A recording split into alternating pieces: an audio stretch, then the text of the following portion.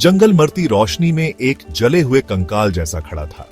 यह दृश्य किसी भयानक सपने जैसा था, जहां हर चीज ने अपनी जान खो दी थी। काले पेड़ आसमान की तरफ पंजे मार रहे थे, उनकी शाखाएं सूखी हड्डियों जैसी थीं। ऐसा लग रहा था जैसे वे किसी अदृश्य दुश्मन से लड़ रहे हों। हवा में धुआं भरा था, एक कड़वा स्वाद हवा में घुला था। यह धुआं न केवल आंखों को चुभता था, बल्कि आत्मा को भी। सन्नाटा भारी था, किसी अनदेखी चीज से भरा हुआ। यह सन्नाटा ऐसा था जैसे प्रकृति ने अपनी आवाज खो दी हो। रात जंगल में घुल रही थी, दिन के आखिरी निशान को निगल रही थी। अंधेरा धीरे धीरे हर चीज को अपने आगोश में ले रहा था। परछाइयां फैल रही थीं, जानी पहचानी आकृतियों को राक्षसी रूप दे रही थीं। ये परछाइयां मानो किसी भयानक कहानी की जीवंत चित्रण थीं। हवा ठंडी हो गई, एक नम ठंडक जो हड्डियों में समा गई। यह ठंडक ऐसी थी जो दिल को भी जमा दे। राख जैसी धरती से एक हल्का कोहरा उठने लगा, घूमता और लिपटता हुआ किसी जीवित चीज की तरह। यह कोहरा मानो किसी रहस्य को छुपा रहा था। दूर से एक टहनी टूटने की आवाज आई। यह आवाज सन्नाटे को चीरती हुई आई थी। दहला देने वाली खामोशी में यह आवाज तेज और अप्राकृतिक थी। ऐसा लगा जैसे कोई छुपा हुआ खतरा पास आ रहा हो। फिर हवा में एक फुसफुसाहट आई। यह फुसफुसाहट मानो किसी पुरानी कहानी की गूंज थी। शब्दों को समझना मुश्किल था, लेकिन उस आवाज से रीढ़ में सिहरन दौड़ गई। यह फुसफुसाहट मानो किसी अदृश्य शक्ति की चेतावनी थी। धुएं और परछाई के पर्दे के पीछे कुछ हिल रहा था। यह हलचल किसी छुपे हुए जीव की थी। एक और टहनी टूटी, इस बार करीब। यह आवाज और भी डरावनी थी। फुसफुसाहट फिर आई, एक फुफकारती सी आवाज जो पेड़ों से रेंगती हुई लग रही थी। यह आवाज मानो किसी सांप की थी।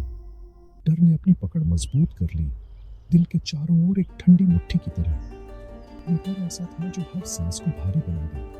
कोहरा और घना हो गया, पहले से ही कम दिखाई देने वाली चीजों को ढंकता हुआ। यह कोहरा में हर चीज को निगल रहा था। जलने की गंध अभी भी तीखी थी, लेकिन उसके नीचे एक और गंध थी, कुछ पुराना और ठंडा।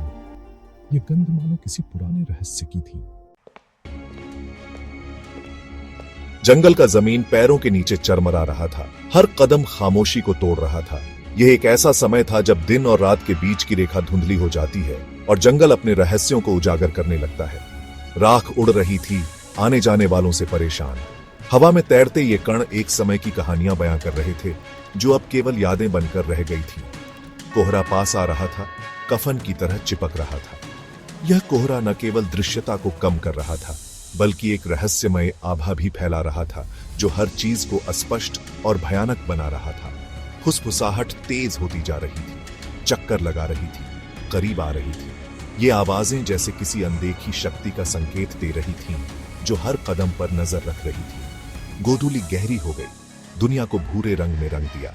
यह समय था जब दिन की रोशनी और रात की अंधेरी छाया एक दूसरे में मिल जाती है और जंगल एक अलग ही रूप ले लेता है।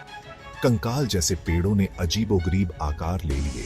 उनकी शाखाएं पंजों की तरह बाहर निकल रही थी। ये पेड़ जैसे किसी प्राचीन डरावनी कहानी के पात्र बन गए थे, जो अपने पंजों से किसी को पकड़ने की कोशिश कर रहे थे। कोहरा आंखों से खेल रहा था, परछाइयों को हरकत की झलकियों में बदल रहा था। यह एक ऐसा दृश्य था जो किसी भी व्यक्ति के मन में भय और उत्सुकता दोनों को जगा सकता था। पत्तों की हर सरसराहट, हवा का हर झोंका शरीर में एड्रेनालाइन का झटका भेजता था। यह जैसे जंगल खुद ही जीवित हो गया था, हर हरकत के साथ एक नई कहानी कह रहा था। कोने में कुछ हरकत हुई। यह हरकत जैसे किसी छिपे हुए प्राणी का संकेत थी, जो अंधेरे में अपनी पहचान छुपाए हुए थी। कोहरे में एक धुंधली आकृति एक भयानक तरलता के साथ चलती हुई। यह आकृति जैसे किसी भूतिया कहानी से निकली हुई प्रतीत हो रही थी, जो हर किसी के दिल में डर पैदा कर सकती थी। यह दिखाई देने के साथ ही गायब हो गई, बेचैनी की एक परत छोड़कर। यह गायब होना जैसे किसी अनसुलझे रहस्य का हिस्सा था, जो हर किसी को सोचने पर मजबूर कर देता था। फुसफुसाहट उसकी गति का पीछा करती हुई प्रतीत हो रही थी। उनका स्वर बदल रहा था, एक मजाकिया बोल रहा था। यह आवाज जैसे किसी अदृश्य शक्ति का संकेत थी, जो हर कदम पर नजर रखती थी। गले के पिछले हिस्से में शब्द आदिम भाई ने चक्कर लिया। ये भाई जैसे किसी प्राचीन समय से चल रही थी, जो हर किसी को दिल में खड़े से बैठ गया था। हवा कुछ स्पष्ट रूप से जो चलने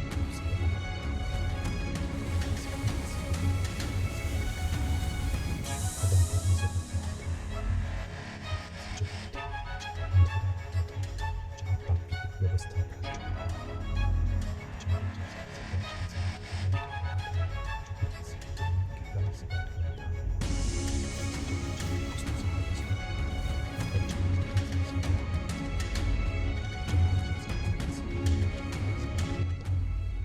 कदम पर नजर रख रहा था।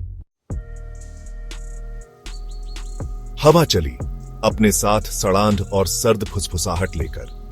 यह हवा कोई साधारण हवा नहीं थी, बल्कि एक ऐसी हवा थी जो आत्माओं की कहानियां और भूले बिसरे रहस्य अपने साथ लाती थी। वे जंगल के बीच से निकलते हुए प्रतीत हो रहे थे, बुला रहे थे, ताना मार रहे थे। ऐसा लगता था जैसे वे किसी प्राचीन रहस्य को उजागर करने की कोशिश कर रहे हों, एक ऐसा रहस्य जो सदियों से छिपा हुआ था। हर झोंका उन्हें करीब ले आया, बर्फीली उंगलियों की तरह लिपट गया। यह ठंडक केवल शारीरिक नहीं थी, बल्कि आत्मा तक को कंपा देने वाली थी। वापस मुड़ो, उन्होंने फुफकारा। यहां तुम्हारे लिए कुछ नहीं बचा है। यह चेतावनी नहीं, बल्कि एक आदेश था। एक ऐसा आदेश जिसे अनदेखा करना मुश्किल था। आवाज प्राचीन थी, एक ऐसे दुख से भरी थी जो द्वेष पर सीमा रखती थी। यह आवाज उन आत्माओं की थी जिन्होंने अपने जीवन में बहुत कुछ खोया था और अब वे अपने दुख को साझा कर रही थी। ऐसा लग रहा था जैसे यह मज्जा में रिस गया हो, विस्मरण का वादा कर रहा हो। यह विस्मरण एक ऐसा वादा था जो शांति और भय दोनों को साथ लाता था। भागने की इच्छा बहुत प्रबल थी, एक हताश दौड़ में टूटने और कभी पीछे मुड़कर न देखने की। लेकिन यह जंगल ऐसा नहीं था जिसे आसानी से छोड़ा जा सके। लेकिन कुछ उसे वहीं जड़ दिया। एक रुग्ण जिज्ञासा शायद, या यह भयावह निश्चितता कि पलायन एक भ्रम था। यह भ्रम उसे और गहराई में खींच रहा था। फुसफुसाहट के पास आपके विचारों में खुद को बुनने का एक तरीका था, जैसे वे आपके मन के हर कोने में अपनी जगह बना रही हो। संदेह और भय को तब तक फुसफुसाते रहना जब तक आप अपनी ही विवेक के बारे में सुनिश्चित नहीं हो जाते। यह संदेह और भय उसे अंदर से खोखला कर रहे थे। वह आगे बढ़ा, बर्बाद जंगल के बीच में। हर कदम उसे और गहराई में ले जा रहा था, जैसे वह किसी अनदेखी शक्ति के वश में हो। फुसफुसाहट का पीछा किया। उनका स्वर शोकपूर्ण विलाप और सर्द धमकियों के बीच बदलता रहा। यह परिवर्तन उसे और भी विचलित कर रहा था। उन्होंने अनदेखी चीजों, प्राचीन बुराइयों और भुला दिए गए बलिदानों के बारे में बात की। यह बातें उसे और भी भयभीत कर रही थी। हर शब्द उसके संकल्प को छीन लेता था, उसे कमजोर और भयभीत छोड़ देता था। यह जंगल उसे पूरी तरह से अपने वश में कर चुका था। भाग 4। टेढ़े मेढ़े दृश्य। कोहरा घूमता रहा। एक पल के लिए आगे एक समाशोधन प्रकट करने के लिए अलग हो गया। उसके केंद्र में एक मुड़ा हुआ गांठदार पेड़ खड़ा था। उसकी शाखाएं कंकाल की भुजाओं की तरह फैली हुई थीं, और उन शाखाओं से लटके हुए हवा में धीरे से लहराते हुए आकृतियां थीं। घूमते हुए कोहरे ने उनके रूपों को अस्पष्ट कर दिया था, लेकिन उनकी रूपरेखा को गलत नहीं समझा जा सकता था। वे लंगड़े और बेजान लटके हुए थे। उनके अंग अप्राकृतिक कोणों पर टेढ़े मेढ़े थे। उनके चेहरे, जो कुछ देखा जा सकता था, मूक पीड़ा के भावों में जमे हुए थे। फुसफुसाहट तेज हो गई, निराशा और क्रोध का एक कोरस। वे आकृतियों के चारों ओर घूमते रहे, उन्हें प्रेमियों की तरह सहलाते रहे। अब उनकी आवाजों में एक शोकापूर्ण गुण था, खोई हुई किसी चीज के लिए विलाप। वह लड़खड़ाकर पीछे हट गया, उसके गले में पित्त उठाया। आकृतियां धीरे से झूलती रही। उनकी खोखली आंखें उसकी हरकत पर नजर रखती हुई प्रतीत हो रही थी। हवा ने उनके नाम फुसफुसाए। प्रत्येक शब्दांश दुख और एक भयावह परिचितता से सराबोर था। भाग 5। धुएं में आकृति। धुएं से एक आकृति निकली, तड़पती हुई धीमी गति से आकार ले रही। यह लंबा और दुबला पतला था। इसके अंग असंभव रूप से लंबे और पतले थे। उसका सिर परछाई में था, लेकिन लाल रंग की रोशनी के 2 बिंदु मैलेवोलेंट तीव्रता से जल रहे थे। फुसफुसाहट मर गई। उसकी जगह एक भारी सन्नाटा ने ले ली, जो एक शारीरिक भार की तरह नीचे दबा रहा था। आकृति ने अपना सिर घुमाया, और हालांकि उसकी विशेषताएं अस्पष्ट थीं, वह उसकी टकटकी को खुद पर जलते हुए महसूस कर सकता था। यह एक ऐसी निगाह थी जो प्राचीन शक्ति और एक अतृप्त भूख की बात करती थी। उसकी रगों में डर बर्फ में बदल गया। वह चीखना चाहता था, भागना चाहता था, लेकिन उसका शरीर उसके घबराए हुए मन के आदेशों का पालन करने से इनकार कर दिया। वह वहीं जड़ गया था, आतंक की चपेट में जम गया था। आकृति ने उसकी ओर एक कदम बढ़ाया। उसकी हरकतें तरल और खामोश थीं। हवा अनदेखी ऊर्जा से चटक रही थी और क्षय की दुर्गंध तेज हो गई थी। वह महसूस कर सकता था कि कोई उपस्थिति उस पर बंद हो रही है, कुछ ठंडा और प्राचीन और पूरी तरह से बुरा।